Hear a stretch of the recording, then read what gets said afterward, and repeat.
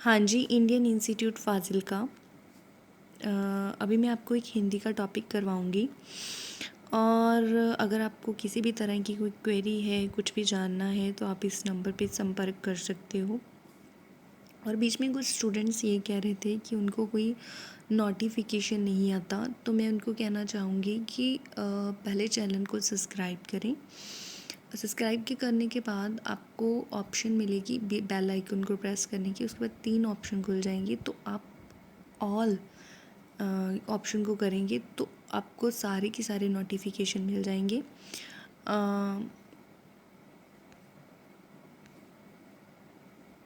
आज जो हम टॉपिक करने जा रहे हैं वो वाक्य है। तो सबसे पहले हम देखते हैं कि वाक्य की परिभाषा क्या है, वाक्य होता क्या है। शब्दों के एक सार्थक समूह को वाक्य कहा जाता है और हम भी ये भी जानते हैं कि जैसे भाषा की सबसे छोटी इकाई ध्वनि है, बिल्कुल वैसे ही भाषा की सबसे बड़ी इकाई वाक्य है। ठीक है, तो सार्थक का अर्थ क्या होता है? सार्थक को हम क्या कहते हैं? सार्थक का मतलब होता है अर्थ रखने वाला, मीनिंगफुल। ठीक है, जिसका कोई अपना अर्थ है, ठीक है, उसको हम क्या कहते हैं? सार्थक। सार्थक शब्द, सार्थकता का मतलब है मीनिंगफुल। ठीक है, जिसका कोई अर्थ है। ठीक है, यानी शब्दों का ऐसा समूह जिससे कोई अर्थ निकल रहा हो, वो वाक्य कहलाता है। वाक्यों का अगर वर्गीकरण करें तो इसका 2 आधार पर हम वर्गीकरण करेंगे। सबसे पहला वर्गीकरण है रचना के आधार पर और दूसरा वर्गीकरण है अर्थ के आधार पर। अगर हम रचना के आधार पर देखें तो वाक्यों के भेद सरल वाक्य, संयुक्त वाक्य और मिश्रित वाक्य हैं। ठीक है, मिश्र वाक्य भी कह दिया जाता है और मिश्रित भी कह दिया जाता है। ठीक है, रचना के आधार पर सीधी बात तो ये है कि वाक्य कितने प्रकार के होते हैं, तो इसके लिए हमें पहले आधार करने होंगे, रचना के आधार पर या अर्थ के आधार पर। अगर हम रचना के आधार पर देखें तो रचना के आधार पर वाक्य 3 प्रकार के हैं: सरल वाक्य, संयुक्त वाक्य और मिश्रित वाक्य। अगर हम सबसे पहले देखें तो सबसे पहले हमारे पास आ गया सरल वाक्य। ठीक है, सरल वाक्य ऐसा वाक्य जिसमें एक ही क्रिया होती है, सब्जेक्ट होता है, कर्ता होता है और एक ही उद्देश्य और विधि होता है।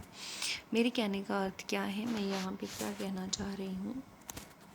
देखो, वो वाक्य 2 चीज़ों से, वाक्य के अंग कितने हैं? 2। वाक्य के 2 अंग होते हैं। पहला अंग क्या होता है? उद्देश्य।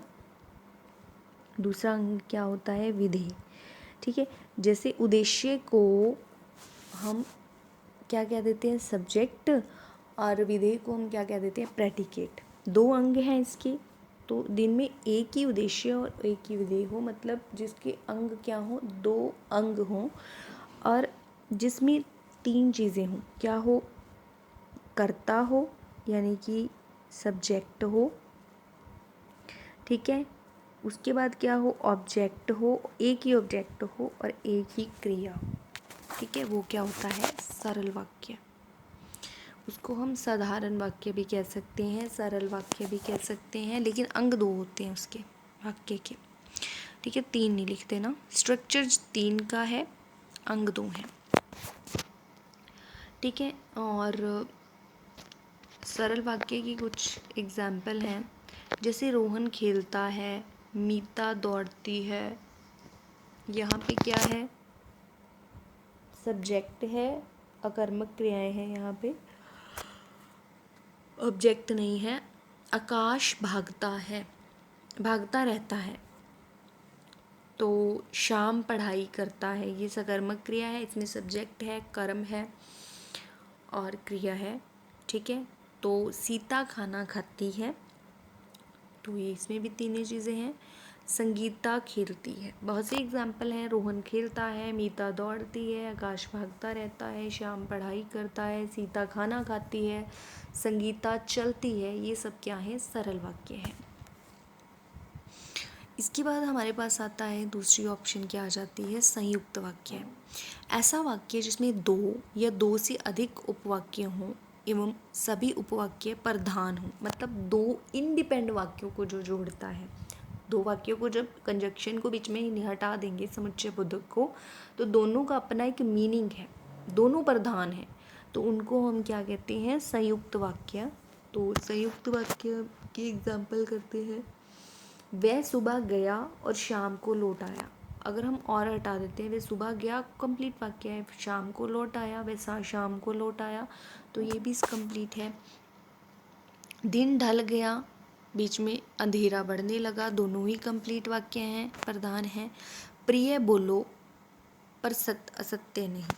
ठीक है, यहाँ पे प्रिय बोलो, हम सीधा भी कह देते हैं प्रिय आप बोलो। ठीक है, प्रिय मतलब यहाँ पे डियर, तो असत्य नहीं बोलो। ठीक है, यहाँ पे हम बोलो नहीं लगा रहे हैं। इसके मैंने बहुत परिश्रम किया इसलिए सफल हो गया। मैंने बहुत परिश्रम किया, ठीक है, मैं सफल हो गया। ठीक है, तो इन दोनों को मर्ज कर दिया तो बीच में इसलिए आ गया। मैं बहुत तेज़ दौड़ता हूँ। मैंने आपको ना एक मतलब आप चैनल पे जाओगे तो उसकी वीडियोस में सर्च करोगे तो मैंने एक टॉपिक डाला था समुच्चय बोधक।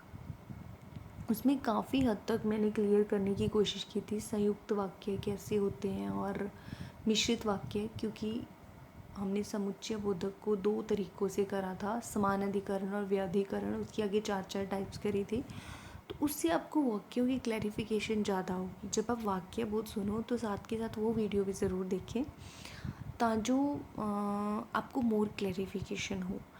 और अगर आपको फिर भी पता ना चले तो आप क्या करें, इस वीडियो के नीचे जो मैं अभी आपको वीडियो होगी, ठीक है, इसके नीचे डिस्क्रिप्शन बॉक्स में देखिए उस वीडियो का लिंक होगा, तो आप उस लिंक पे क्लिक करें और आपको वो वीडियो देखने को मिल जाएगी। तो ये कुछ इसकी एग्जांपल्स थी। इसके बाद क्या है मिश्रित वाक्य। तो ऐसे वाक्य जिनमें सरल वाक्य के साथ साथ कोई दूसरा उपवाक्य भी होता है वे मिश्रित वाक्य होते हैं। मतलब एक प्रधान होएगा और दूसरा उसके अधीन होएगा, प्राधीन एक स्वाधीन, ऐसे कह सकते हैं। मिश्रित वाक्यों की रचना एक से अधिक साधारण वाक्यों से होती है जिनमें एक प्रधान वाक्य होता है, मतलब एक से ज़्यादा हो, 2 भी हो सकते हैं, 3 भी हो सकते हैं, लेकिन उसमें एक प्रधान होगा और दूसरा वाक्य आश्रित वाक्य होएगा, मतलब उस पर डिपेंड होएगा। उदाहरण देखते हैं हम, जो औरत वहाँ बैठी है वो मेरी माँ है। तो यहाँ पे क्या है,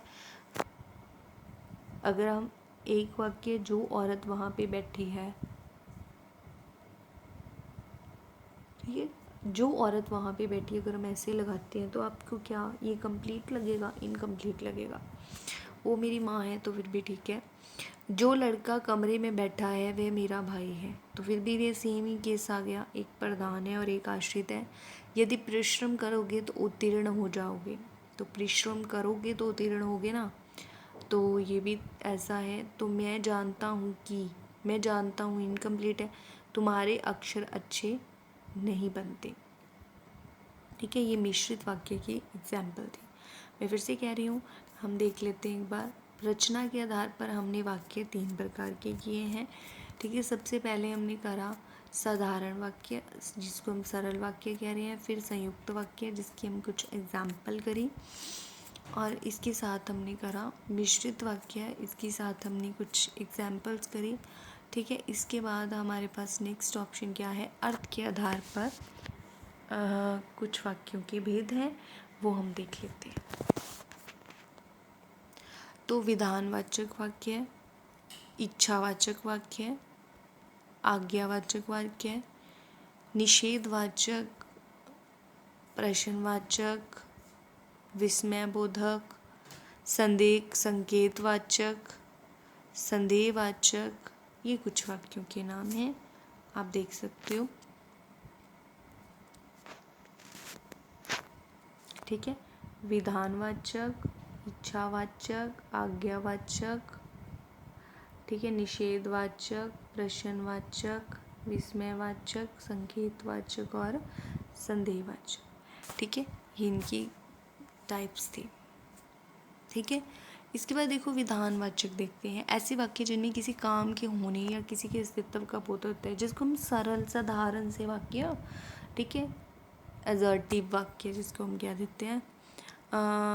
विधि मतलब जिसमें काम का बताया होता है भी काम कैसे हुआ है, तो उसे विधिवाचक वाक्य भी कहा जाता है। जैसे फॉर एग्जाम्पल भारत हमारा देश है, सीधे सिंपल वाक्य जिसको राम ने खाना खा लिया, राम ने के पिता का नाम दशरथ है, राधा स्कूल चली गई। ठीक है, तो ऐसे जो सिंपल वाक्य है इनको विधानवाचक वाक्य भी कहा जाता है।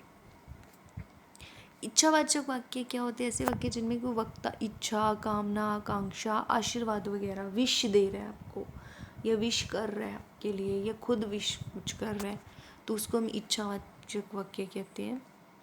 जैसे दूधो नाओ पूतो फलो, आशीर्वाद भी इसी इच्छावाचक में ही आता है ना। तो नव वर्ष मंगलमय हो, आप विश कर रहे हो किसी को, है ना, तो ये भी इच्छावाचक आएगा। और तुम्हारा कल्याण हो, इच्छावाचक आएगा। भगवान तुम्हें लंबी उम्र दे, इच्छावाचक आएगा। विश करना किसी को तो क्या आता है? इच्छावाचक वाक्य। उसके बाद नेक्स्ट है आज्ञावाचक वाक्य। ठीक है, आज्ञावाचक वाक्य में क्या होता है? जब आप किसी को आदेश है, किसी में आज्ञा है, अनुमति का पता चल रहा है, कोई परमिशन दे रहा है, तो वो आज्ञावाचक वाक्य है। जैसे वहाँ जाकर बैठिए, कृपया अपनी मदद स्वयं करिए, कृपया शांति बनाए रखें, कृपया से पता चल रहा है। ठीक है, तुम वहाँ जा सकते हो, परमिशन दे रहे हो आप या परमिशन ले रहे हो। ठीक है, निषेधवाचक वाक्य होते हैं जो नेगेटिव सेंटेंसेस होते हैं। ठीक है, जहाँ पे काम होने का ना वर्ड यूज़ होता है, जिन वाक्यों में निषेध है, मतलब मना कर रहे हैं हम। जैसे फॉर एग्जांपल राम स्कूल नहीं गया, आज स्कूल नहीं गया, नेगेटिव है। ठीक है, रमन आज खेलने नहीं आया, नेगेटिव है। राम आज रावण को नहीं मारेगा, नेगेटिव है। रावण आज सीता का अपहरण नहीं करेगा, नेगेटिव है। तो ये नेगेटिव्स हैं। इसके बाद है प्रश्नवाचक वाक्य। जैसा कि इसके नाम से ही पता चलता है कि ये प्रश्नों से संबंधित है। ठीक है, जिन वाक्यों में कोई प्रश्न किए जाते हैं या किसी से कोई बात पूछी जाती है उनको प्रश्नवाचक वाक्य कहा जाता है। तुम कौन से देश में रहते हो? रावण का वध कब करेगा? ये फिल्म कब खत्म होगी? सीधा क्वेश्चन वाले, तुम क्या खाना पसंद करोगे, अर्थ के आधार पर हम प्रश्नवाचक वाक्य है। विस्मयबोधक पता ही है, जिसमें खुशी का पता चल रहा है, एकदम कोई रिएक्शन है, कोई खुशी, अल्लाह कुछ ऐसा पता हो रहा है, लग रहा है उसको, हैरानी वाले जिसको हम कह देते हैं। ठीक है, ओह कितनी ठंडी रात है ना, बल्ले हम जीत गए, तो ये खुशी वाला एक्सप्रेशन है ना। कहा भारत, आहा आएगा यहाँ पे, कहा नहीं आएगा। आहा भारत जीत गया, अरे तुम लोग कब पहुँचे, हम हैरानी से पूछते हैं। तो ये एक इमीडिएट जो रिएक्शंस ये होते हैं उसको हम विस्मयबोधक में रख लेते हैं। संकेतवाचक वाक्य क्या है? जहाँ पे मतलब हमें एक क्रिया का दूसरी क्रिया पर निर्भर होने का पता चलता है, संकेत होता है। मतलब अगर तुम परिश्रम करते, कंडीशनल जिसको हम कहते, तो आज सफल हो जाते। ठीक है, अगर बारिश अच्छी होती तो फसल भी अच्छी होती, कंडीशनल से हो जाते। अगर तुम जल्दी सो जाते तो तुम लेट नहीं होते। ठीक है, अगर ये होता तो वो होता, वो होता तो ये होता, शर्ती जिसको हम पंजाबी में करते हैं। संदेहवाचक जहाँ पे कोई संभावना है, इट मे रेन टुडे, है ना, तो वो चीज़ है। आज बहुत तेज बारिश हो सकती है, शायद आज राम रावण का वध करेगा। ठीक है, संभवतः वह सुधर गया है, शायद मोहन मान जाए। जहाँ पे हमें शायद वह अभी नहीं, जहाँ पे शायद लगा है वहाँ तो पता चल ही जाना है। जहाँ पे हमें ये है कि मे भी काम हो सकता है, तो वो क्या होता है? संदेहवाचक। ठीक है, आई होप आपको क्लियर है। मैं एक बार पीछे जाके आपको करवा देती हूँ।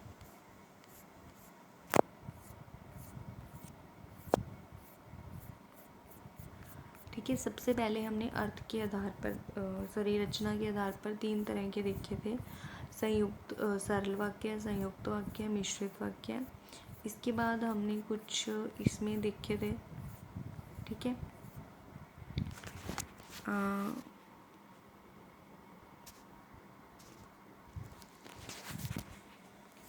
जिसमें हमने देखा साधारण वाक्य हैं, कुछ इच्छावाचक वाक्य हैं, कुछ विधानवाचक हैं, जिसको हम असर्टिव कह देते हैं। इच्छा जहाँ पे हम किसी को विश कर रहे हो, किसी की विश ले रहे हो, ठीक है, या फिर आज्ञावाचक किसी को परमिशन ले रहे हो या किसी की परमिशन दे रहे हो, काइंडली वर्ड यूज़ कर देते हैं हम।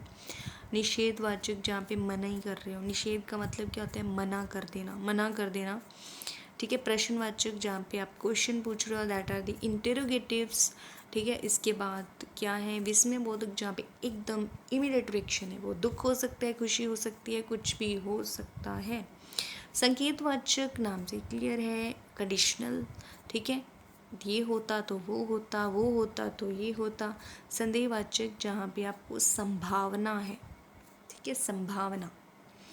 तो इसके बाद हम आगे रिवीजन पर।